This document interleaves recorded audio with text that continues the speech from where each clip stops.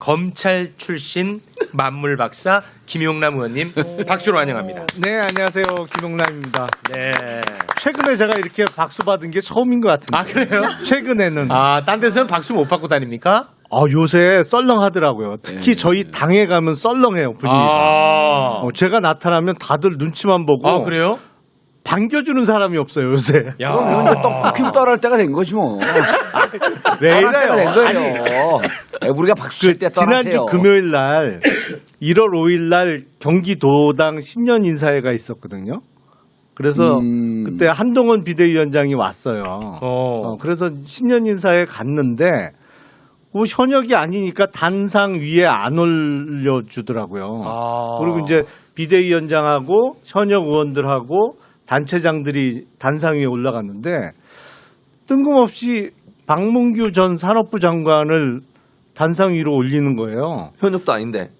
그러니까 그 1월 5일이었으니까 1월 4일 날 퇴임식을 했죠. 장관 퇴임식을 하고 1월 5일 날 이제 전 장관인데 민간인이야. 그렇죠. 민간이죠. 근데 그냥 네. 소개도 산업통상자원부 장관으로만 소개를 해서 단상 위로 올리길래 아이고. 저건 뭔 시츄에이션이지? 아이고. 수학병 공천은 끝났네. 아니 그래갖고 단상 위에 올려서 소개를 하더라고 이게 거기 온 사람들한테. 아이고. 그래서 나중에 제가 그 방 전 장관한테 물어봤어요.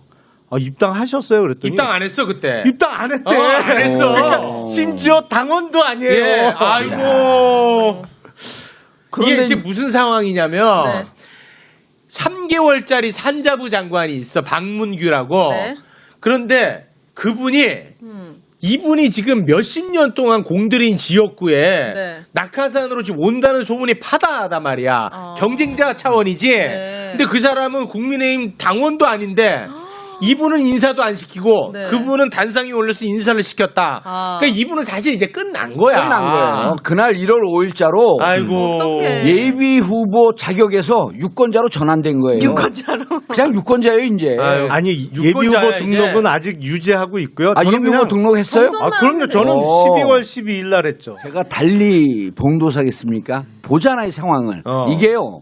박문규 장관이 특별한 스펙이 없었던 거야. 그러면 3개월 전에 스펙 만들기였구나. 장관을 스펙 만들기로 3개월을 아이고, 박아놓고 정말. 그때부터 그러면 뭐냐면 김용남 저격작전이 시작이 된 거예요. 그러면 김용남 의원은 존재할지도 없는 거야. 박문규 어디 갈래? 그냥 어디 가겠습니다. 그래 장관 한번 하고 가야지. 3개월짜리 인턴 장관을 만들고 그러니까 김용남 또 어떤 의원이에요? 한동훈 연수원 3년 선배야. 24기. 네. 그다음에 인간 성적도 초임 발령지가 중앙지검이야. 성적이 제일 좋아. 상위권이야. 예. 그러면 그리고 네. 대선 때 법무 관련해 갖고 윤석열 대통령 옆에서 당선에 혁혁한 공을 세웠어요. 누가요? 이분이. 아, 진짜요? 왕자 예. 손가락. 네. 이분이 사람이 그려준 거예요? 아니 왕자를? 그게 아니고 오윤혜 씨 네. 왕자를 네. 손 씻으면 없어지는 거 아니냐 네. 그런 얘기가 있었잖아요. 근데도 있었다. 네. 그러니까 뭐라고 얘기했냐? 손을 요렇게 씻어서 내가 볼 때는 그때 찍혔어. 정확하게 말씀드리면 그때 찍혔다고. 손을 씻으면 왕자가 지워졌을 텐데 새벽에 그 동네 할머니가 써줬다는 왕자가 어떻게 저녁에 방송할 때까지 그대로 있었냐? 남아 있었냐가 질문이고 그 답변은. 그래서 제가 그냥 그럼 손가락 위주로 씻었나 보죠. 그랬지. 그거는 대단히 논리적이지 않아요? 아니야. 그거는 아직 그 말. 그거는 아니 김용남 의원이 초선을 했기 때문에 초선도 이제 반토막을 했어요. 네. 그래서 반토막? 예 재보궐 선거로 들어왔어요 중간에. 그러니까 검사 출신이고 그러니까 차관급 어느 자리는 충분히 갈 수 있었는데 그때 네. 윤석열 후보로 2번 죽인 거야. 왜냐면 손가락 때문에? 요 손가락 위주로 씻었다는 말 때문에 왕자가 더 부각이 됐어. 조롱당하고. 조롱당하고. 진짜요? 그래서 여기는 딱 보기에 김용남 이건 세작이다. 민주당이 파견한 세작이다. 이때부터 딱 2년 전서부터 보고 그래. 와신상담 김용남 저격작전에 들어갔던 거예요. 그러니까 박문규 안 간다 그랬을 거야 아마 수원병. 그 김용남 있지 않습니까? 그러니까 걔는 내가 이미 보냈어. 준비해. 야. 그리고 장관 3개월. 근데 바꿔준 거예요. 자, 우리 정봉주 의원님 표현에 따르면 김용남 저격 작전이 시작됐다 이렇게 표현하셨는데 예. 정봉주 의원도 지금 남 얘기할 처지가 아니거든요. 예. 자, 비명계 박용진 의원의 지역구인 강북을 출마 선언을 했어요. 네. 강북을? 강북을에. 네. 그런데 지금 모든 언론에서요. 이거 비명계 죽이기 위한 자객공천이라고 심지어 박문규에 대해서는 자객공천의 말이 얘기 안 한마디도 해. 없어 언론에서. 한마디도 없어. 근데 정봉주 의원과 관련해서는 자객공천이라고 비명계들 지금 비명 지르고 있다. 언론으로부터 무지하게 두들겨 맞고 있습니다. 본인 앞가림이나 더 하셔야 됩니다. 그건 무슨 의미냐면 경선하면 정봉주가 이긴다는 얘기예요. 정치인이 이렇게 긍정적이에요. 그리고 긍정적이야. 저기는 왜 박문규가 자기가 아닌 줄 아세요? 왜? 경선을 붙이면 김용남이 이깁니다. 그러니까 전 경선을 안 붙여요. 그러니까 김용남 의원은 경선만 붙여달라 그러거든. 그렇죠. 근데 우리는 경선 원칙이야. 나를 자객으로 딱 찍은 거는 해보나 마나 정봉주가 이긴다. 이걸 언론에서 행간을 봐야 돼요, 언론은. 왜냐, 언론 탄압이 시작됐기 때문에 KBS 잘렸잖아요. 그게 언론 탄압입니다. 언론 탄압이 시작됐을 땐 기사를 보는 게 아니라 기사와 기사 사이의 줄, 행간의 의미를 봐야 된다. 정봉주가 이겼다. 이걸 봐야죠. 그런 예. 행간의 의미를 파악해. 진심으로 동의하는 것 같아요. 아니 근데 공천 과정에서 경선 없이 박문규를 앉힐 가능성이 있다고 보신다는 거예요, 그러면? 아니 100% 죠, 그러면 뭐. 총선이 제대로 안 될 거예요. 근데 그게 말이 되나요? 근데 여태까지 말 안 되는 일이 너무 많이 일어났었기 때문에 조금 불안한 감이 있는데 불안감이 있어요. 저는 무조건 경선하자 이건데 아니 그러면 가만히 있으면 안 경선 되지. 안 붙여주고 박문규를 공천한다. 그럼 행동에 나설 겁니까? 맞아. 나서야죠. 잘한다. 그거는 다음 기회에 다음에 출연했을 때 그때까지 어떤 결과가 나오면 하고요. 근데 네. 하나 좀 불안한 게 이 국민의힘의 공관위원장으로 정영환 교수님이 내정이 됐잖아요. 네.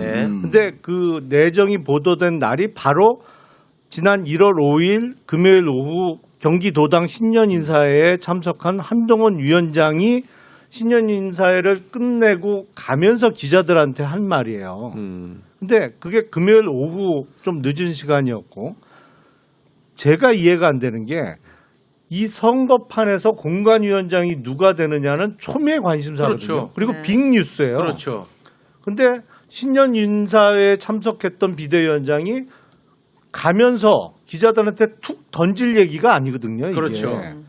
그래서 제가 보면서 이상하다. 아니 원래대로 하면 따로 자리를 마련해서 당사가 됐던 아니면 국회 언론관에서 비대위원장이 직접 나와서 공관위원장으로 누구를 모시기로 했습니다. 그리고 어떠한 이유로 이분을 공정한 공천을 위해서 가장 적임자라고 생각했기 때문에 모시게 됐습니다. 이런 설명을 해야 되는 빅 이벤트거든요. 네. 근데 신년 인사회 끝나고 가면서 누가 물어보지도 않았어요. 기자가 뭐 전혀 몰랐으니까 질문도 없었는데 이번에 공관위원장 뭐 어느 교수님이 됐습니다라고 툭 던지고 간 거예요. 예, 본인이 그래서 뽑은 게 아닌가 보지 뭐. 제가 드는 생각이 통보 받은 거 아닌가.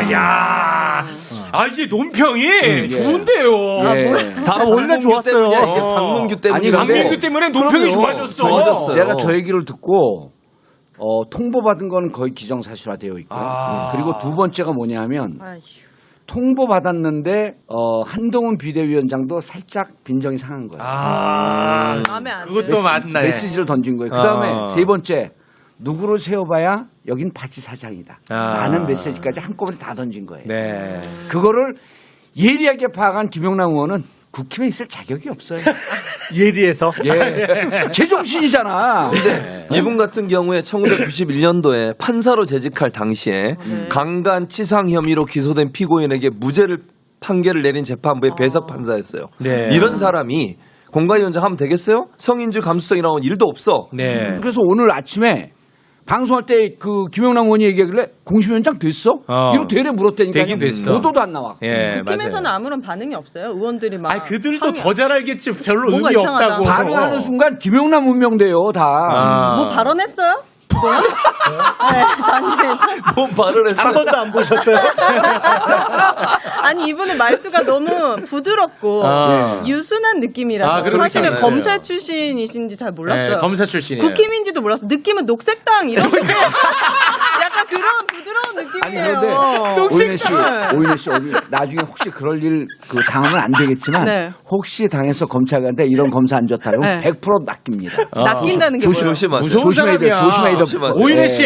이게 탈을 쓴 서울 그럼요. 역대 출신의 검사 정말 조심하세요. 무서운 사람이에요. 아니 세게 오인혜 나오는 씨 검사는 조심해. 아니 죄를 안 짓고 살면 그렇죠. 되잖아요. 그렇죠. 죄 안 짓는다고 안 잡아가는 세상 엮인다고, 아닙니다. 엮여. 그래요? 이재명 대표 보세요. 증거 안 오는데 400번 압수수색하면서 그렇게 살지 마세요. 죄 있는 사람만 버려주세요. 이 사람이 힘 없는 사람이에요. 아니 뭐 여기까지 제가 이런 취급을 받아야 돼요? 당에서 지금 서름 받는 것만 해도 충분한데. 알겠습니다. 아니 근데 박문규를 저기 수원병에 꼽는 거는 왜냐하면 오래전서부터 작전이 되고 있다는 게 너무 서글퍼요. 서글퍼. 예. 알겠습니다. 스펙을 쌓아주기 위해서 3개월짜리 인턴 장관을 만들어? 이게 어느 나라 정치에 이런 게 있습니까? 국무위원을 그런 맞아. 식으로 수단으로 활용하는 그럼요. 나라는 아니겠죠. 그건 그래, 뇌피셜로 아닐 받아들이겠습니다. 거예요. 아니 그런데 근데 그러기엔 너무 3개월이야. 그건 너무 이 3개월 아무도 설명 못해요. 그 왜? 설명은 안 된다. 산업부 장관인데. 맞아. 아니, 우리 국가가 지금 이 산업 문제가 맞아. 피청청하고 있을 아니, 때인데. 3개월이면 업무 맞아. 파악하지도 못해요. 맞아. 그게 말이 됩니까? 예, 맞습니다. 그렇죠. 이제 3개월, 보통 6개월 걸리고, 네. 우리처럼 이제 머리 좋은 사람들이 한 3개월 만에 업무 파악을 합니다. 네. 이런 차이가 있는 거예요. 저 장관 한 번도 못 하시면 좀 가만히 계시고요. 네, 알겠습니다. 국회의원도 한 번밖에 못했습니다. 네. 3개월짜리 장관 얘기도 있지만 6개월짜리 차관 출신 출마도 여러 명 있잖아요. 네. 이번에. 그래서 뭐 오늘 아주 국힘 3개월 제대로 장관, 저격하러 나왔네. 6개월 차관 뭐 이런 게 언론에서도 계속 그 타이틀도 많이 아이, 나왔는데 심각해. 그 6개월 차관 출신 출마하는 분 중에 한 분은 어떻게 된 거냐면 본인은 전혀 출마 생각이 없었어요. 근데 어느 날 갑자기 언론에 자기가 고향이 이제 지방이신 분인데 영남이겠죠. 뭐 하여튼 그 출마 예상자로 기사가 한두 번 뜨더라는 거예요. 그래서 그 기자가 참 웃기는 사람이다. 아. 저렇게 그냥 허투루 기사를 쓰나 그리고 그냥 있었대요. 근데 네. 어느 날 갑자기 용산에서 전화가 온 거야. 출마 준비하시죠? 내일 후속 인사 납니다. 그렇게 하십시오. 저는 끊어. 뭐야 이게. 아니, 뭐야, 북한입니까? 아니 그래갖고 정말로 나가요? 출마 준비를 하게 됐어요 지금. 아니, 아니, 북한입니까? 말도 안 돼. 아니, 뭡니까, 이게? 최 MC님 이런 거예요. 그 사람을 출마시켜서 당의 정치적 자산을 쓰겠다가 아니라 네. 그 지역에 있는 의원이 못마땅하다라고 하는데 대리로 가서 박아버리는 거예요. 아니 그게 아니라 의원님 예. 이거는 유권자들도 완전히 무시하는 처사고 당내 민주주의도 그냥 박살내는 거고요. 예. 이거는 그렇게 지금 뭐 정치적으로 해석할 문제가 아니라 이거는 아니 그 당이 그런 당이에요. 아이, 그러면 안 되죠. 이거 심각한데. 직권남용 이런 거 아니 아니에요? 그러니까 직권남용은 아니에요. 뭐 좋게 표현해서 인재 영입 과정에서의 좀 무리수가 많은 거 같아요. 아니 그러니까 자유 의지가 없는 거예요? 아니 뭐 본인이 얘기해놓고 왜 나를 또 달릴라 그래요? 아니 그걸 왜 나한테 확인 사살을 해요? 아니, 확인 사살은 근데 아니고. 이렇게까지 얘기해줬으면 예, 예, 예. 해석은 본인이 맞아. 하셔야지. 그 알겠습니다. 정도면 진짜 심각한 상황이에요. 만약에 문재인 전 대통령이 만약 그랬다고 해봐 청와대에서 그럼 예. 난리 나는 거 아니에요? 네. 이미 언론이랑 근데 국힘에서는. 얘도 적절하지 않습니다. 그럴 일이 없습니다. 아니 그러니까 왜 여기는 되고 거기는 안 돼요? 이건 말도 안 되는 아니 거예요. 그러니까 여기는 김용남 의원이라고 있어요. 전직 의원. 그분 표현에 따르면 네. 제정신인 사람들이 없더라. 알겠습니다. 속상하다. 자 여기서 여러분 좀 자각하셔야 될 부분이 있습니다. 예. 아직 소개가 안 소개가 소개가 한 명된 상태입니다. 한 명. 저도 됐어요. 한 명이 됐네요. 예. 네. 그래서 나머지 두 명 하시죠. 자연스럽게 네. 우리 잔바리 오윤의 최진봉 두 분 어서 오시기 바랍니다. 네 반갑습니다. 오늘 조회수가 잘 나온다면 다 제 덕분이겠죠. 예. 갑자기 제가 온 거니까 알겠습니다. 여기 멤버가 좋지 않잖아요. 네, 저 인사 좀 짧게 네, 해주세요. 감사합니다. 네, 반갑습니다. 자, 그러면 당내 정리하고 하나하나 현안을 좀 이야기를 해보도록 하겠습니다. 먼저 이재명 대표의 피격 사건에 대한 이야기를 좀 한번 해볼 텐데, 그래도 뭐 지금 녹화 시간 기준으로 다행스럽게도 지금 속보가 하나 떴는데. 네. 이재명 대표가 이제 곧 퇴원을 한다. 네. 뭐 이런 얘기가 지금 나오고 있습니다. 다행이네요. 이건 참 다행인데 예. 이게 참 의심스러운 부분들이 좀 몇 가지가 있어가지고 요거를 좀 지적을 해봐야 될 것 같습니다. 지금 이제 정황상 보면 계획적인 살인 미수 사건으로 보는 게 타당합니다. 그죠? 타당하죠. 여기까지는 뭐 동의하시죠? 네. 그런데 애초에 뭔가 사건을 축소하려는 움직임이 있었던 것 아닌가 하는 의심들이 지금 계속 생겨나고 있습니다. 먼저 사건 직후에 이런 보도가 나옵니다. 1cm 찢어진 경상으로 추정된다. 네. 과도로 찔렀다. 노인이 찔렀다. 이런 보도가 막 나와요. 많이 나왔죠. 이거는 별일 아니다라는 이미지를 만드는데 굉장히 큰 역할을 한 보도들입니다. 당연합니다. 예. 그런데 나중에 봤더니 사실이 하나도 없어. 네. 다 가짜야, 다 가짜. 그래서 도대체 이런 게 어디서 나왔나 봤더니 민주당이 한 곳을 지목을 합니다. 네. 총리실 산하의 대테러 센터를 지목을 합니다. 자, 여기에 대해서 짚어주시죠. 그러니까 지금 말씀하시는 국무총리실의 산하에 있는 대테러 센터에서 1차적으로 사실에 관련된 내용들을 공개를 합니다. 메시지가 공개가 메시지가 됩니다. 근데 거기에 보면 1cm 이렇게 나오고 열상으로 나와요. 좌상이 아니라 열상으로 나와요. 긁힌 상처. 긁힌 예. 상처라고 나오고 거기에 문제는 경상도 나오고 거기에 과도도 그렇죠. 나오고 거기에 노인도 다 나와요. 그러니까 그걸 받아서 언론이 기사를 쓰기 시작한 거예요. 네. 그러면 왜 대테러 센터에서는 제대로 확인도 안 된 상태에서 그 의사의 소견도 들어가지 않은 상태에서 이런 보고를 하게 됐느냐. 이게 문제라고 보거든요. 그렇습니다. 여기서부터 시작해서 결국은 극우 세력의 유튜브든 아니면 언론들이 자작극으로 가는 거죠. 그렇죠. 그리고 네. 종이로 찔렀다 뭐 이런 네. 얘기가 막 나오게 된 거예요. 그 출발점이 결국 정부라는 거예요.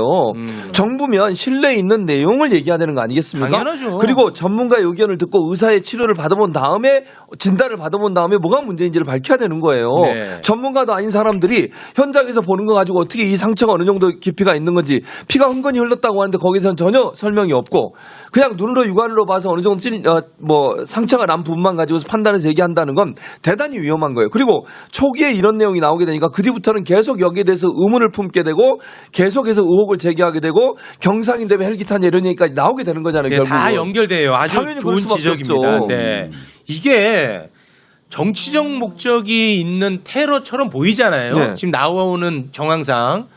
이제 그러다 보니까 뭔가 이렇게 축소하려는 움직임이 실제로 존재했던 것 아닌가? 아니 그러니까 이게 자 피해자가 국가 의전서일 8입니다. 네. 그리고 야당 대표. 예, 야당 대표 그리고 국무총리급이에요. 그렇다고 한다면 이 상황이 신속하게 빨리 알려지는 게 중요합니까? 정확하게 알려지는 게 중요합니까? 그리고 이것은 정치인이 테러를 당했기 때문에 정치적 테러일 수도 있다라고 하는 여러 가지 가능성을 열어놔야 되거든요. 예. 그러니까 이건 수사나 테러에 대한 기본 ABC를 다 무시한 네, 거예요. 그러니까 이건 우리가 실수입니다. 실수면 이건 바보 정부이기 때문에 이건 그냥 정권 내려놔야 되는 거예요. 이게 근데 보니까 실수라기 보기에는 석연치 않은 구석이 너무 많아. 이건 의도됐을 가능성이 있다. 그 이후에 너무 많은 가짜 뉴스가 퍼져요. 맞아요. 그리고 가짜 뉴스를 엄단하겠다고 하던 네. 뭡니까 방심인지 거기 네. 이 부분에 대해서 이런 방법 말도 안 해요. 그렇습니다. 이건 뭔가 주거니 받거니 하면서 짜고 치는 고스톱처럼 보인다. 이렇게 느껴지는 그러니까 거예요. 이 범죄가 별거 아니어야지 자작극이 성립이 되거든. 아니 치명상을 입었는데 어떻게 자작극이 성립이 돼? 말이 안 안 되죠. 되잖아. 그래서 나는 그런 의심은 지금 현재 우리 정보로 봤을 때는 타당한 의심이라고 타당한 보입니다. 의심이죠. 타당하죠. 아니 예. 일반 국민들의 눈이 그래서 나는 오히려 밑반찬을 이 부분에 대해서 가짜 뉴스를 유포하라고 하는 밑반찬은 뭔가 조작되고 기획된 세력들이 일부러 준 거 아닌가라고 하는 의심을 하는 거예요. 네. 총리실에서는 네. 해명이라 합시고 내놓은 게 뭐냐? 또 남탓합니다. 현장에 있던 소방과 경찰 실무진이 그렇게 보고한 건데 우리 보고 어쩌라고 식이야. 아니 그 하나만 좀 여쭤보겠습니다. 수사기관에 계셨던 분이니까 이게 지금 정치적 테러다 보니까 수사 관계자들이 자기도 모르게 정무적 판단을 하다 보니까 뭔가 좀 이상하게 흘러갈 가능성이 있지 않을까 싶은데 어떻게 보십니까? 소방관이나 경찰관이 열상으로 처음에 보고가 올라간 건지 네. 아니면 자상으로 보고가 됐는데 그게 중간 과정에서 된 건지. 바뀐 건지 그거를 확인해 봐야 아니 돼요. 김 의원님 이게 그렇게 공격을 당하고 민주당의 대응을 보면요 이렇게 합니다. 이게 현장에서 서울대 병원으로 오는데 시간이 많이 걸려요. 이게 아침에 그랬지 않습니까? 네. 시간이 많이 걸리는데 열상 뭐 이런 거로 보도되는데 민주당에서도 상황 파악이 안 되니까 그때 긴급하게 뭐라 그러냐면 전 주요 당직자나 의원들에게 함구령이 내려가요. 상황이 파악되지 않으니 일체 이 부분에 대해서 언급하지 마라. 이게 정상적인 태도 아닙니까? 그러니까 우리가 뭐라고 얘기하고 싶어도 개인적으로도 문자를 받고 이 부분에 대해서 일체 얘기하고 있지 마라. 상황을 모른다. 아니 그럼 대테러센터에서요.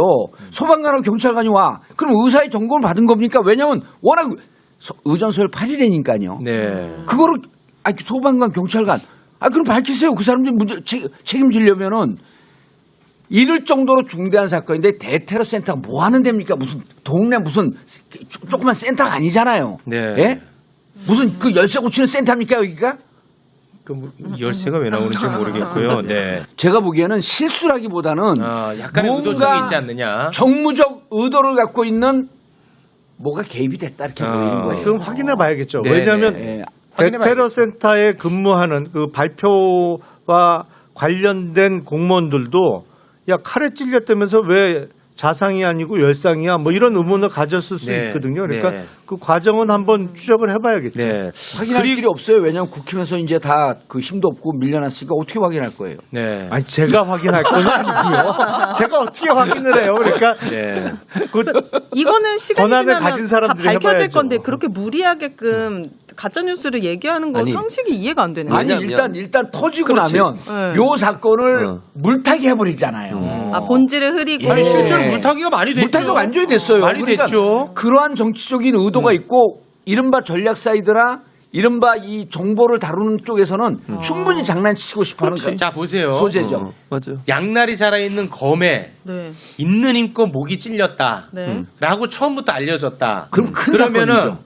뭐 자작극이라든지 무슨 헬기를 왜 특혜심이라든지 탔느니 이런 이런 말 거 없어. 자체가 안 안 나오지. 나오지. 왜냐면 사람이 지금 죽게 생겼는데 그러니까. 그런 말이 나올 응. 상황이 안 만들어지죠. 그리고 이거를 이제 왜 이렇게 오해가 점점 더 뭔가 이게 의도가 있었고 정무적 의도가 있었다라고 계속 얘기하는 게 네. 자, 부산대병원하고 서울대병원하고 논쟁하는 걸 제가 봤어요.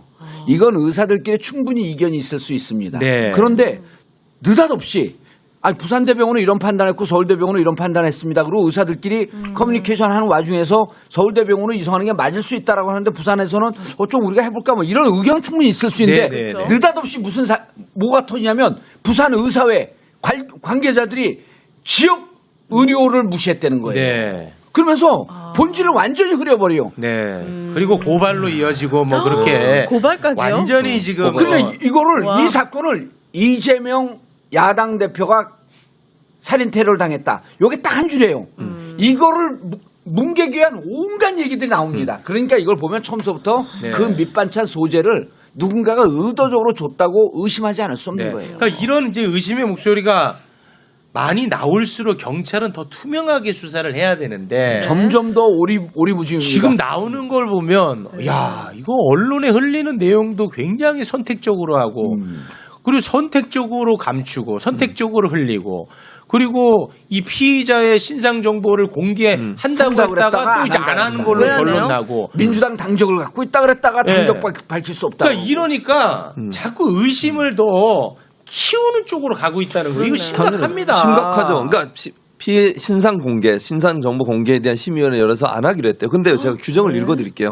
어떤 경우에 신상 공개를 해야 되느냐? 첫째, 범행 수단이 잔인해요, 안 해요? 매우 잔인하죠. 네. 그리고 중대한 피해가 발생한 특정 강력 범죄일 경우 공개해야 됩니다. 네. 이거 포함되죠. 매우 두 번째, 포함되죠. 피의자가 그 죄를 범했다고 할 만한 충분한 증거가 있어요. 이건 증거가 본인이 명확하잖아요. 자백했어. 저희가 사회 네. 요소가 현장에서 있다고까지 그림이 있어요. 나왔잖아요. 그렇죠. 예. 국민의 알 권리 보장과 피의자의 재발 방지 및 범죄 방지 등 오로지 공공의 이익을 위해서 필요할 때 이건 맞아요. 방지가 매우 필요한 그렇죠. 사건입니다. 이 상황에는 공개하게 돼 있어요. 예. 아니, 왜 안 하는 거예요 공개를? 방지가 필요하니까 한동훈 그 다음에 한동훈 비대위원장 다닐 때 200몇 명이 경호를 하잖아요. 맞습니다. 방지가 필요한 사건이네. 그러니까요. 예. 그러면 당연히 공개를 해야 되는 거예요 규정상. 아 이거 이상해. 이상하다고. 너무 이상해요. 아니 검사 형사부를 거쳤던 검사의 촉으로 말씀을 해보세요. 이상해 아닌 그러니까 이상해. 이게 정치적 사건이다 보니까 이게 자꾸 그러니까 누가 지시하건 안 하고까지 모르겠습니다만 스스로가 막 자꾸 뭐 정무적 판단을 하려고 하는 것 같아요. 이 정도 사회적 이목이 집중되는 사건이면은 공개할 만하다고 저는 생각을 해요. 네, 알겠습니다. 계속해서 이거 지켜보기로 하고요. 네. 언론 이야기가 나왔으니까 또 마침 또 언론 박사님 나와 네. 계시고 마침 또. 언론 미국 이슈요. 교수, 미국 대학 교수. 예.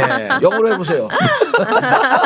언론 이슈를 짧게 하나만 좀 짧게 치고 해야 돼요? 가겠습니다. 길게. 짧게 갑니다. 길게. 활약할수록 조회수는 떨어지니까요. 네. 그 윤석열 대통령의 지각 출근을 세상에 알리겠다는 목적으로 네. 이 영상을 찍어가지고 비판을 한 서울의 소리의 기자가 있었나 봐요. 네. 그러니까 이 사람이 윤석열 대통령 출퇴근 영상을 계속 참 대단해. 대단하다. 이렇게 했나 봐. 네. 그러니까 그 영상이 한 37개가 있나 봐. 네. 근데 거기에 대해서 방심위가 방심이가? 국가 안보를 이유로 접속 차단 의결을 내렸다. 이런 보도가 나왔습니다. 이런 보도가 나왔죠. 아? 이게 말이 됩니까? 어떻게 보십니까? 아니 이게 어떻게 국가 안보와 무슨 연관이 있어요? 야, 대통령이 출근할 때 퇴근할 때 옆에 사이드 카 막 울리고 난리 나요. 누구든지 맞아요. 다 알아 그거 보면. 아, 조용히 가는 게 아니고요. 조용히 안 가죠. 말이 안 돼요. 경호가 중요한데. 갈 수가 없어. 너무 근데 심각해. 용산 사는 제 친구는 그것 때문에 지금 스트레스가 엄청나요. 근데 이게 어떻게 비밀이 될 수 있냐고. 그리고 이 사람이 따라가면 찍는 게 아니에요. 아. 대통령 관저에서 근처에 있다가 출근하고 퇴근하는 것만 찍는 거야. 시간만 보는 거야. 아, 시간만 보는 몇 거야? 시에 나가고 몇 시에 들어오고. 이게 무슨 비밀하고 무슨 상관이 그래. 있어요. 아니, 근데 지금 이번에 접속 차단 의결한 이 영상은 네. 이미 다 출근한 영상 아니에요? 그렇죠. 출근한 출근하니까 영상이에요. 그래서 비밀이 아니에요. 그거 뭐 하세요? 이거는. 그 과정을 보면 이미 이렇게 출근한 영상인데. 그럼 그 비밀이 과정을 보면 아니라고. 이렇게 해요. 그 대통령 관저 앞에서 차가 나갑니다라고 하는 한 팀이 있어요. 나가는 것 같다. 그럼 이제 또 다른 지역에서 또 그걸 찍는 팀이 있고 그랬고 두 팀이 연락을 주고받고 이렇게 해요. 그럼 이미 다 공개가 됐어. 근데 지금 차단은 뭐 합니까? 이미 출근한 거잖아. 그러지. 그리고 또 하나 이게요. 한국에선 차단이 돼요. 예. 근데 외국에서는 요거 그대로 가면 볼 수 있어요 또. 이게 뭐냐고요. 방심에서도 그런 의견이 나온 것 같아. 이게 그러니까. 실효성이 없다. 외국에서 다 볼 수 있는 걸 우리가 차단한다고 하는데 무슨 의미가 있어요 근데 이게. 무엇보다도 아니 그 다 떠나서 시민 속으로 나오기 위해서 어마어마한 국민 열세를 써서 그러니까. 청와대 이전한 거 아니에요? 나 그러면- 제일 짜증나는 부분. 출퇴근도 이렇게 아니 그러니까. 이게 차단되는 왜 게 그러는- 지금 메인 서버에 있는 그 내용만 차단하겠다는 건데 해외에 있는 분들이요. 그거 다 스트리밍 된 것도 다운받을 수 있거든요. 네. 다운받았고 지들이 다 돌리고 있을 거예요. 그럼 어떻게 차단합니까? 온라인은 몰라도 너무 모르는 거죠. 이게 그러니까 대통령의 관저와 직무실이 다른 공간으로 분리되다 보니까 생긴 일이잖아요. 맞습니다. 네. 옛날처럼 청와대 뭐 그 이런 일이 있을 안에 수가 없죠. 관저가 있고 뭐 직무실이 그 청와대 구역 안에 있으면 네. 그걸 뭐 체크할 방법이 없죠. 근데 이거 사실은. 하기 위해서 혈세 들여서 옮긴 거 아닙니까? 이거 하려고.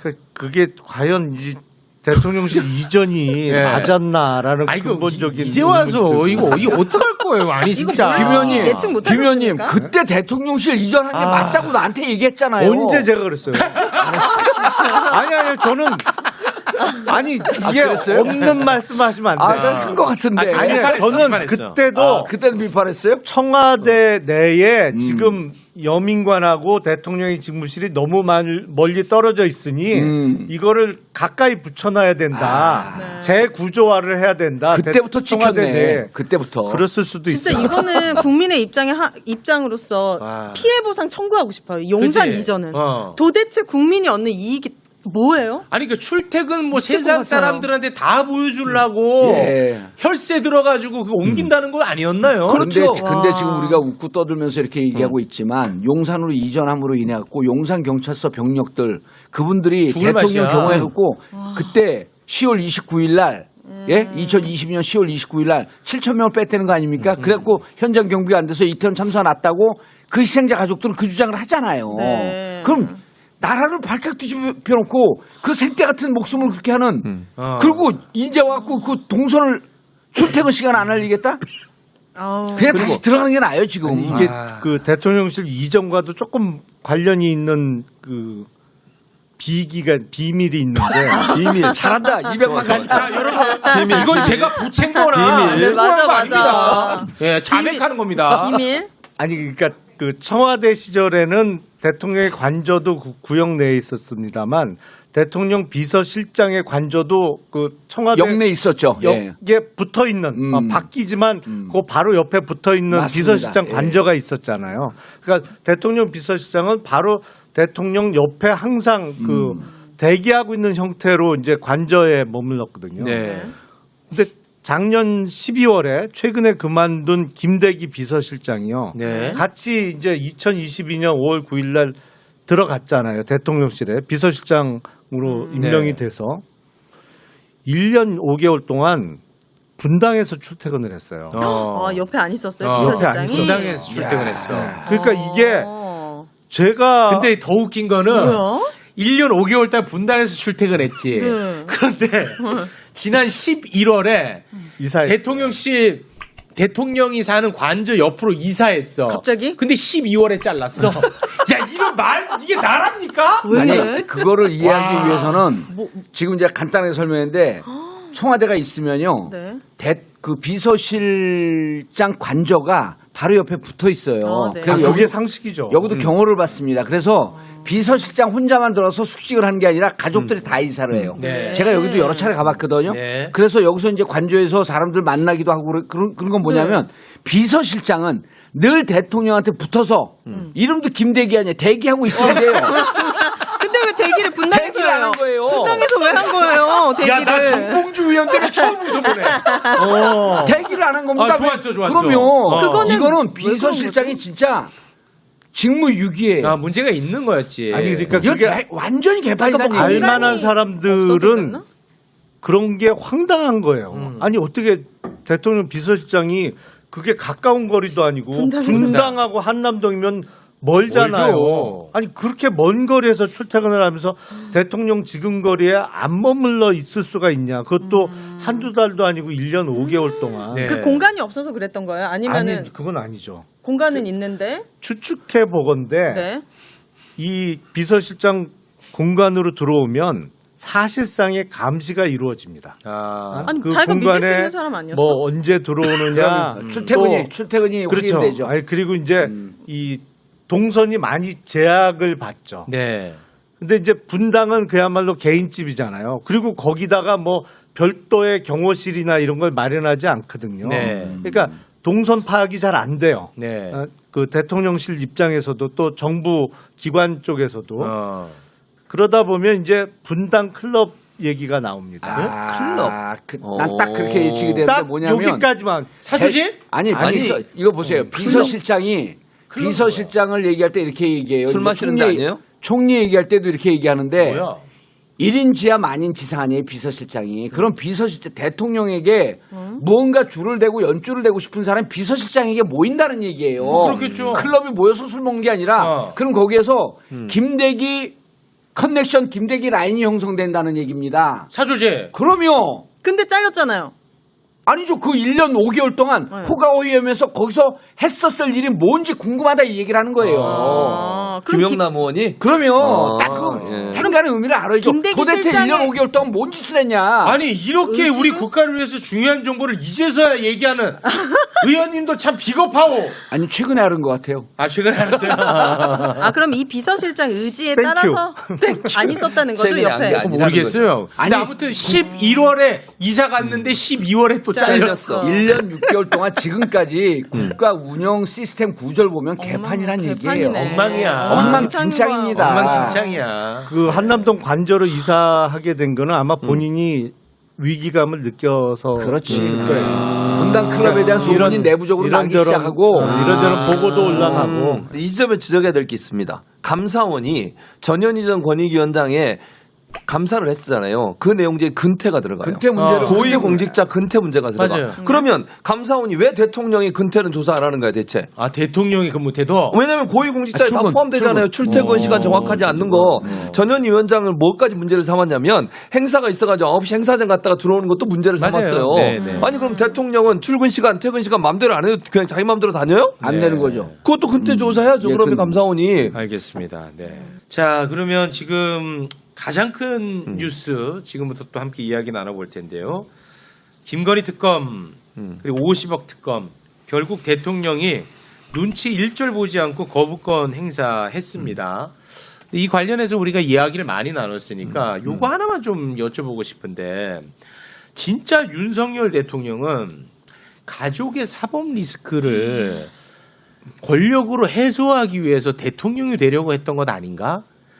이런 끔찍한 상상을 하지 않을 수가 없는 게요. 지금 나오는 내용이 그렇습니다. 자, 국민의힘의 권은희 의원이 김건희 여사와 함께한 오찬 행사장에 가봤더니 김건희 여사 본인과 관련한 루머에 대해서 너무 예민하게 반응하더라. 이런 얘기를 하지 않았습니까? 그리고 중앙일보 칼럼에서 뭐라고 했습니까? 윤석열 대통령이 입당하기 전에 국민의힘 관계자에게 김건희 여사가 이런 얘기를 했다고 하지 않았습니까? 우리가 입당하면 나를 보호해 줄 수 있나요? 그렇죠. 이런 얘기를 했다는 거야.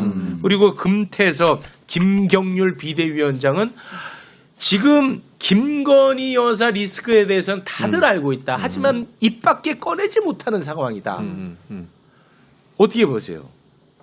진짜 이거 뭐 대한민국을 한번 좀 바꿔보고 싶다는 마음으로 대통령 된 것이 아니고 사법 리스크 이거 어떻게 해서든 한번 좀 때려 막자 권력으로. 그래서 대통령 되려고 했던 거 아니겠느냐 하는 의혹 제기 어떻게 보십니까? 아니, 그게 주된 동기는 아니었겠죠. 그랬으면 좋겠습니다. 저도.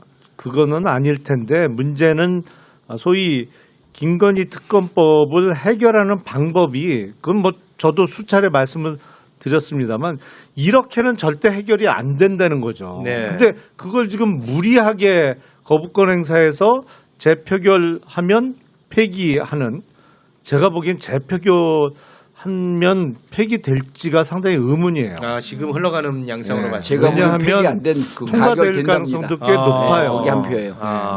그건 좀 그래도 다행스럽습니다. 만약에 진짜 가결이 된다면. 아니 왜냐면요 이게 그 국힘 입장으로선 다행스러운 게 아니라 거의 국힘 조종 선언에 몰락해요 이렇게 되면. 아니 국민 입장에서는 국민 입장에서는 다행인 무조건 거죠. 가결로 해야죠. 예. 그러니까 지금 대통령이 이걸 정치 철학적 관점에서 어떻게 봐야 되냐면 대통령이 민주당하고 싸우는 거 아닙니다. 70%의 지지를 받고 있는 국민과 맞짱을 뜨고 있는 거예요. 네. 국민과 맞섰고 이긴 지도자가 역대 어디 있습니까? 아니 근데 지금 이 대응 태도가 정말 국민 기만술이거든요. 그동안에 제2부속실 절대 만들 필요 없다. 안 만들겠다고 했는데 지금 제2부속실 만든다. 제2부속실 만든다고 하는데 이거 솔직히 나 국민을 너무 우습게 하는 것 같아. 거죠. 아니 제2부속실은 앞으로 일어날 일에 대해서 하는 거예요. 네. 이건 과거의 특검은 일이야. 과거의 일이고 이게 무슨 연관성이 있냐고요. 아니 제2부속실은 사실은 공식적인 활동을 많이 계속 할 때 필요한 거잖아요. 네. 없잖아요 요새. 지금은 안 나오고 있습니다. 그러면 향후에 공식 활동을 재개할 때를 대비해서 제2부속실을 만든다? 그것도 설득력 없잖아요. 그렇죠. 네. 잘한다 김용남. 이거는 예리하게. 아니 생각하시네요. 그건 뭐 잘한다기가 아니고 그건 상식이죠. 그러니까 네. 특별감찰관이나 제2부속실은 일종의 재발 방지책으로 볼 수는 있는데 지금 앞으로 재발을 막겠다는 게 지금 국민적 관심사가 아니고 네. 이미 벌어졌던 일을 어떻게 처리할 거냐 그렇죠. 이게 관심사기 때문에 네. 절대로 제2부속실 그리고 이제 얘기를 꺼내더라도 특별감찰관 얘기를 먼저 꺼내야지 제2부속실이 그 얘기가 아니고. 나오기는 합니다. 네. 예, 특별감찰관 근데 얘기. 이거는 근본적인 해결책은 못 되거든요. 네. 근데 우리가 이제 재판을 받다 보면요. 재판부하고 이제 좀 아는 사람을 하려고 변호사를 쓰잖아요. 네. 근데 그 재판부가 변호사가 자기 중학교, 고등학교 동창이면 재판부가 재판부 기피 신청을 합니다. 그렇죠. 이해 충돌. 이해 충돌이 네네. 있기 때문에. 근데 만약에 자기 가족이 피고인으로 왔어요? 재판부는 무조건 재판을 기피하죠. 네. 다른 사람이 하는 게 맞다. 일개 재판부도 이럽니다. 근데 대통령이 자기 부인과 관련된 거예요. 이걸 거부권 행사해요? 대통령은 설사 억울해도 이거는 무조건 받아야 되는 거죠. 네. 이거 국민들이 법을 아예 모르는 사람도 이게 이번 총선에요 가장 큰 뇌관입니다. 네. 아니 검찰총장 시절에 또는 검사 시절에 이런저런 여러 가지 의혹들과 관련된 수사를 막았던 것 아니냐는 세간의 의혹이 있는데 이건 대놓고 막겠다는 거 아닙니까? 그러니까 점점 더 그런 세간의 의혹들이 그냥 낭설이겠지. 강화돼. 이른바 본부장 비리라고 하는 게 그냥 낭설이겠지. 이랬던 사람들도 요즘 오면 야, 그 본부장 비리가 사실인가 봐. 본인, 부인, 장모님은 구속까지 되고 이걸 막기 위해서 대통령 됐나? 이렇게 돌든 거에 대해서 사람들이 공개적으로는 얘기 못해도 그거 사실인가 보네. 네. 이 나라가 왜 이 모양 왜 이 꼴이야? 이거 어떻게 설명하겠어요 이거를? 그 역대 대통령들을 보면 현직 대통령일 때 아들들이 구속이 되고 맞습니다. 형들이 구속이 됐잖아요. 그러니까 친척들 뭐 그것도 아주 가까운 친척들이 다 현직 대통령 재임 기간 중에 구속이 됐는데 아들이 구속되고 그러면 정치적인 치명상이 없지 않죠. 그걸 왜 몰랐겠어요. 네. 하지만 이 군주론을 쓴 마키아벨리가 한 이야기가 있어요. 군주에게 가장 튼튼한 성은 백성으로부터 미움을 받지 않는 것이다. 이런 말이 있거든요. 네. 그러니까 어떤 경호대보다 제일 중요한 건 백성들로부터 미움을 안 받는 거예요. 네. 근데 이게 잘 안 지켜지는 이 것 같아요, 정부는 지금. 그걸 들먹일 정도가 아까울 정도로 마키아벨리 군주론을 여기다 대입시키기 어려울 정도고요. 무슨 얘기냐면 왜 책 안 읽어요? 마키아벨리가 누군지도 모를 거예요. 그리고 중요한 건요. 이거 특검법 거부한 다음에 법무부에서 공식적으로 브리핑 나온 거 보세요. 아유. 이게 정부입니까? 뭐라고 나왔는데요? 공식. 아니 거의 무슨 로펌인 것처럼 대통령 변호인처럼 얘기를 해요. 예. 그리고 이건 총선용 악법이다. 법무부가 어떻게 그런 얘기를 합니까? 하면 안 되죠. 놀랬어. 행정부거든요. 네. 이 행정부는 정치적 임명된 중립적. 그 자리들의 법무부 장관. 입법부는요. 국민을 대표하는 5천만을 대표하는 쪽에서 의결을 했어요. 네. 그러면 이 부분에 대해서 대통령이 거부권을 행사하고 차라리 법무부가 그냥 입을 닫고 있어야 되죠. 네. 그걸 해명을 해요. 왜? 민주당이 총선용 악법을 만든 거다. 이게 말이 되는 얘기입니까? 왜 그렇게 법무부가? 그러고 보니까 후임 법무부 장관 지명도 아직 안 됐네요. 예. 김용남 하려고 그런 거 아닐까? 진짜? 좋아하시네. 아니 이 법무부가 로펌처럼 활용되는 건 이건 진짜 이거 국가적 망신이잖아요. 제가 봐도 그 법무부 이거 그 발표는 부적절해요. 직무유기 네. 직권남용 나중에 다 걸립니다. 그거는 아니 이거 바뀌고 난 다음에. 민주당에서 고발한다는 얘기가 있던데. 그러면 이거 다 걸려요. 해야죠. 이 검사의 언어를 제가 잘 몰라서 그러는데 요거 해석 좀 해줘요. 같은 서울대법대 출신 검사 후배가 이런 말을 했거든요.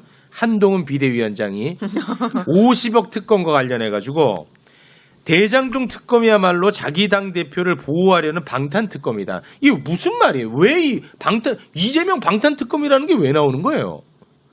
이재명 대표와 관련한 수사는 지금 검찰에서 하고 있어. 하고 있죠.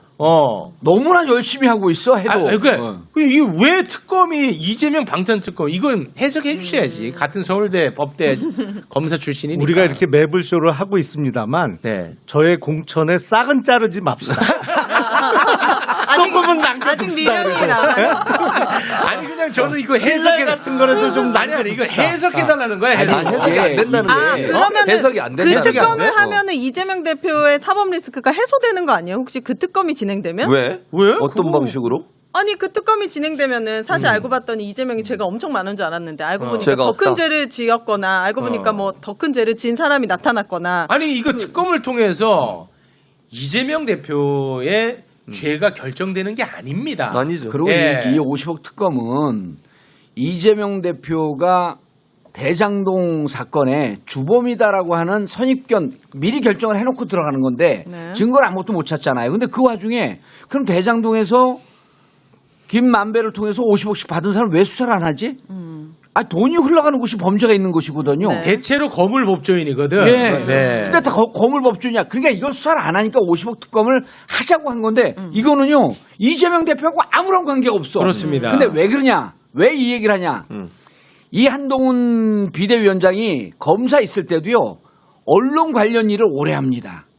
대언론 관련 일. 그리고 던져놓으면 이른바 보수 언론에서 기사를 써버리는 거예요. 그리고 국민들은 사법고시 보듯이 밑줄 치면서 보지 않거든요. 그건 맞죠. 이건 이재명 대표 막기 위한 거네. 이러고 소문을 내게끔 밑반찬을 주는 거예요. 이게 정부입니까 이게? 알겠습니다. 그럼 뭐 마침 또 한동훈 비대위원장 얘기가 나왔고 네. 또 마침 또 서울대 법대 검사 그만하세요. 후배이기도 하니까 요거를 좀 한번 여쭤보고 싶습니다. 한동훈 비대위원장이 민주당을 개딸 전체주의자라고 아주 그냥 맹비난 연인하고 있어요. 연일 맹비난하고 있는데 본인은 또 지지자들의 응원이 너무 달콤한가 봐요. 이런 얘기를 하고 있습니다. 한동훈 비대위원장이 요즘 저희가 가는 곳마다 우리를 응원하는 분들이 많이 늘고 있다. 전에도 이랬나요? 너무 고마운 일이고 좋은 일입니다. 본인은 아주 들떠 있어. 예. 지지자들의 지지가. 그리고 한동훈표 인재 영입 1호는 한동훈 팬카페 회원이야. 그러니까 본인은 지지자들의 지지가 다 달콤해. 그런데 왜 민주당은 개딸 전체주의야? 이게 앞뒤가 안 맞잖아. 내가 무식해서 해석을 잘못한 걸 수도 있으니까 해석을 좀 해주시기 바랍니다. 그래서 사람이 중요한 자리에 앉을수록 사람이 무거워야 돼요. 네. 안 그러면 이렇게 사람이 붕 떠요. 아, 붕 떠. 두 발이 땅에 안 닿는 경우를 저는 너무 많이 봤어요. 아, 떠 있는 상태군요. 아니 제가 꼭 그렇다는 건 아니고 아니 내가 그런 떠 경우를 있는 많이 상태야. 봤다. 왜냐하면 어. 2022년 5월 9일 날 아니 사실은 3월 9일 날 대선 승리한 이후부터 소위 이 핵관들이 막 그 나오기 시작했잖아요. 네네네. 실세 네. 옆에서 이렇게 보기에 저런 사람이 아니었는데 사람이 붕붕 뜨더니 이 땅을 안 밟고 왔다 갔다 떠다녀 이렇게 사람이. 네네네. 한동훈 장관 말씀하시는 거죠? 한동훈 아니면 위원장. 다른 사람. 특정인을 내가 하는 건 아니고 떠다녀. 그런 사람 여러 봤다 이거죠. 근데 그래서 야 저게 중요한 자리에 갈수록 또 그리고 소위 심 있다고 알려질수록 사람이 무거워야 되겠구나. 뜨지 않고. 이 스님들이 돌을 닦을 때 가부좌를 틀잖아요. 안 뜨려고. 이렇게 이제 양 발을 무릎 위에다 얹어놓으면 절대 못 돼요. 아주 전혀 관계없는 얘기가 설득력은 있어. 아니 근데 양반 다리만 해도 이렇게 일었을 수 있어요. 뛸 수도 있어 사실. 이제 저게 펄짝 뛸 수도 있는데 두 발을 이렇게 올려놓고 가부좌를 틀면 세상 없어도 못 떠요. 저게 그런 게 이제 필요해요.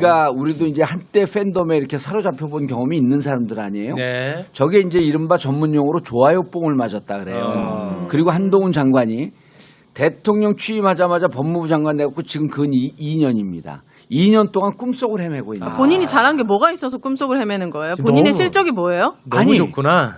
비판을 그렇게 묻는 사람조차도 없어요. 옆에. 다 좋아요 하면서 와와 그러니까 너무 좋아. 너무 흥분해 있는 거예요. 근데 이분이 알아야 될 게 예수님께서 골고다 언덕을 십자가를 메고 올라가실 때 죽여라 하는 로마 시민들이요. 어저께까지 선지자 예수님 나타났다고 열광하던 사람들이에요. 하루아침에. 열광하는 팬들은요. 오늘 열광하는 팬들은 내일 언제든지 빛으로 바뀔 수 있습니다. 오늘 불교와 기독교의 무슨 화합이네. 너무 좋다. 아니 근데 진짜 보면 한동훈 비대위원장 공부 잘했을 거 아닙니까? 뭐 똑똑하다고 얘기들 여기 하는데 다 잘했겠지. 뭐 저는 뭐 크게 동의가 안 되긴 합니다만 그래서 그런지 주변에서 하도 칭찬만 하고 방실 떠서 그런지 메시지가 하나같이 허술해. 진짜 질문 하나만 들어오면 다 박살날 메시지들이거든요. 아니 근데 이분이 뜨고 싶어서 그런지 사진 찍을 때 늘 까치발을 들어. 까치발을 들어. 좀 뜨고 싶나 봐. 그 얘기는 나도 차마 안 한 얘기인데 저기서 까치발이 나와버리네. 조금 이제 네. 허접한 비평 같습니다. 계속 뜨고 싶어. 아무튼 우리 한동훈 후배는 너무 떠 있다. 조금 내려올 필요 있다. 이렇게 정리하겠습니다. 아니 저는 뜨는 얘기만 해요. 주어는 없었다. 아니 의원님. 아니 그 후배가 그렇게 무서워요? 아니 우리가 싹은 자르지 말자고. 아니 김 의원님. 그 후배가 무섭냐고. 아니 김 의원님. 지금 상황이 그렇잖아요. 김 의원님. 박문규 장관이 오는 과정은 온 국민이 동의할 수 없어요. 맞아요. 걸기해야죠. 분노해야죠. 그렇지. 바른 말을 해야죠. 왜 여기서 그럽니까? 더요? 뭐요? 네, 알겠습니다. 자, 아주 신난 우리 민주당 우리 정치인이 나와 계신데 이제 민주당 이야기로 좀 넘어가도록 뭘 갖고 와도 하겠습니다. 관계없습니다. 네. 이낙연 전 대표 이야기를 하지 않을 수가 없는데요. 이제 뭐 나가는 거는 기정사실화 됐습니다. 예. 그런데 일생을 민주당에 있었던 이낙연 전 대표가 민주당을 향해서 비난을 퍼붓고 있는데 뭐 그건 가능하다고 봅니다. 그런데 이거 조금 선을 넘은 발언이 아닌가 하는 게 하나 나왔어요.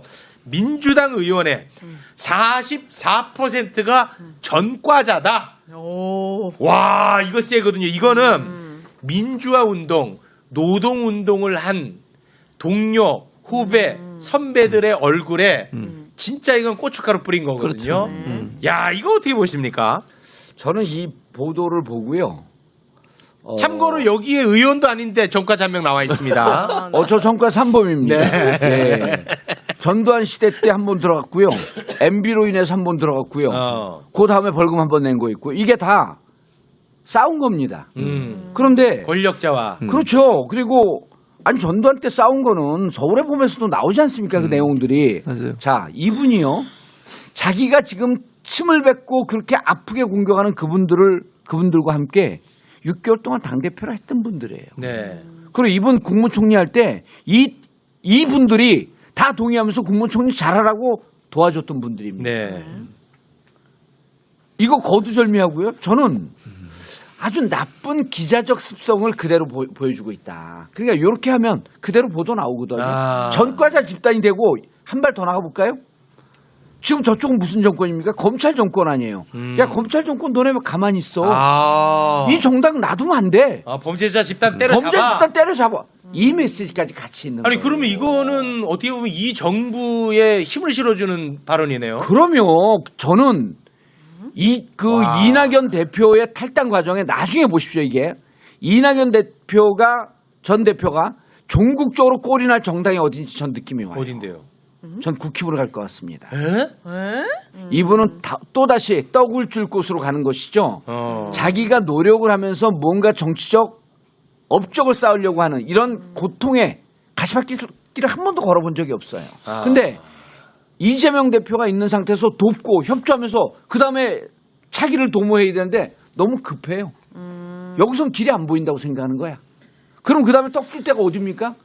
일단 제3당으로 가죠. 바로 못 가니까. 네. 제가 추정입니다만 제3당으로 갔다가 마지막 종국적인 종착점이 건전, 합리, 보수의 지도자가 되겠다라고 하는 이 메시지를 들고 나올 가능성이 무척 높습니다. 한번 쿠션 치고 들어가는 그렇죠. 걸. 예. 저는 저 예상은 별로 동의하지 않는데 지역구 관리하세요. 소위 얘기하는 제3지대로 이루어지겠죠. 근데 이 싸움의 제일 1원칙이 뭐냐면 전선을 넓히지 말라는 거예요. 적을 너무 많이 만들지 마라. 네. 왜 주유소 습격 사건에 나오는 한 놈만 패. 한 놈만 패. 이거가 싸움의 1원칙이에요. 네. 의원님은 지금 대통령만 패는 거죠? 제가 언제요? 아니 김영남 의원이 오늘 별책 부록으로 한동훈도 살짝 했어. 아니 근데 이거는 이낙연 전 대표께서는 싸움의 제1원칙을 깬 어긴 거죠. 거예요. 왜냐하면 대략 이러면 민주당 현역 의원의 44%가 전과자다 그러면 대략 80여 명 정도 되잖아요. 지금 보면은 68명인데 그 중에 이제 41명이 민주화 운동, 노동 운동 관련 전과자라고 아니 지금 합니다. 민주당 당에 속해 있는 현역 의원이 160명이 넘으니까 네. 160 지금 7명인가 그렇죠? 네, 167명 중에 44%면 60몇 명보다 훨씬 많을 수밖에 없을 텐데 하여튼 그러니까 저는 이제 전과자 현황을 말씀드린 네. 거고. 아니 44%가 네네. 맞다면 네. 80여 명 정도 되는데 네. 여기를 다 적으로 돌리는 거잖아요. 그리고 이낙연 신당이 만들어진다고 하면 전과가 있는 분들 중에도 합류할 분이 분명히 있을 수 있단 말이죠. 이게 왜 전선을 이렇게 넓히지? 그런 의문이 전 들었어요. 네. 아니 근데 내가 이거 확인 못한 보도인데 좀 전에 나왔어요. 이낙연 전 대표가 탈당 앞두고 민주당에 사과를 했다고 합니다. 왜요? 이 관련 발언과 그래요? 이 발언과 이거는 관련해서 요 발언은 실수하신 거예요. 뭐냐면요. 왜 웃어? 44%가 전과자가 아니라 41%. 왜 이래? 지금 그리고 한수적으로 예, 예. 167명에 그러니까 44%면 좋은 지적이었어요. 대략 네. 74, 5명 정도 나오잖아요. 네, 좋은 지적. 그러니까. 그런 비판이 있었나 봐요. 그러니까 다시 계산해 보니까 44가 아니라 41입니다. 엄중하게 고개 숙입니다. 그게 사과입니까 지금? 아니 그리고요 뭐야. 이분이 이런 식으로 아까 얘기했잖아요 노동운동하거나 정치적으로 탄압받아가지고 뭐 그 전과가 생긴 분들 네. 이분들에 대해서 본인을 감사해야 돼요. 그분들 때문에 된 거예요. 본인이 대표다고 그분들 때문에 민주당에서 그렇게 여러 그건 가지 맞지. 혜택을 누린 거잖아요. 예. 그분들처럼 고통 한번 받아본 적 있습니까? 예. 그분들처럼 한 번이라도 저항해서 정권에 저항하거나 아니면 권력기관에 저항해서 본인이 피해당한 적 있냐고요. 네. 그분들을 욕되게 하면 되겠어요, 진짜? 그런 분이 실제로 41명이 있다는 거예요. 민주당에. 예. 이분들에게 진짜 아니, 너무 우리가- 상처 준 거지. 우리가 전두환 시절에 전두환 광주학살 책임지고 전두환에 대해서 맞서 싸울 때 이분요 인터뷰해갖고 전두환 위대한 대통령이라고 했던 사람이에요. 이낙연 전 대표요? 예. 기자였잖아. 동아일보 예? 기자였어. 동아일보. 인터뷰 통해갖고 전두환 대통령 올려주는데 근데 어떻게 이렇게 민주당에서 당대표도 하고 뭐도 하고 이렇게 그럴 많은 때는 한자리를- 이분들 그때 다 네. 입 다물었었어. 왜 그때 입을 다물었어요? 누구요? 당신이요. 이분요? 입을 왜 이분요? 다물어요? 아니 이렇게 배신할 줄 어떻게 알았어? 전두환을 찬양하는데 거기서 그렇게 입을 다물면 돼요? 당대표 될 때 그때는 대표였으니까. 아니야 당대표 될 때 대표였으니까 입 이 다물었죠. 얘기를 다 했어요. 다 했는데 얘기 많이 나왔지. 예, 많이 나왔어요. 근데 이 두 분은 이제 그때는 비판 안 했었고. 이 당시는 그때 얘기했어요. 네. 앞으로도 얘기 많이 해주세요. 저처럼 살아있는 권력에 좀 들이대보세요. 다 죽은 다음에 비판하지 말고. 아저씨, 남겨놓으라 그러지 말고 아저씨. 제대로 들이대. 아저씨 MB 대통령 될 때 MB 타고 들이받고 징역을 366일 1년 1일을 살았어요. 왜 그런 줄 아세요? 그 해는 윤딸이 꼈어. 알겠습니다. 네. 요거 짧게만 좀 이야기 나누겠습니다. 이준석, 금태섭, 이낙연, 양양자 이 빅텐트 연대를 언론에서 많이 다루고 있는데요. 이거 지금 어떻게 보십니까? 언론상으로 봤을 때는 이낙연 전 대표만 빼고는 나머지는 연대할 가능성이 굉장히 높아 보입니다. 어떻게 보십니까? 아니 일단 이준석 신당이 여론조사에서 보면 대략 10% 정도의 지지율이 나와요. 네. 근데 신당이라는 게 15% 정도의 지지율을 딱 보여주면 그게 안정적으로 보여지는 순간에 폭발력을 갖거든요. 네. 그래서 관심이 가는 건 사실이에요. 이게 정말 예를 들어서 설 전에 15%를 찍는다? 그러면 폭발력이 있을 거예요. 이번 총선에서 예, 예.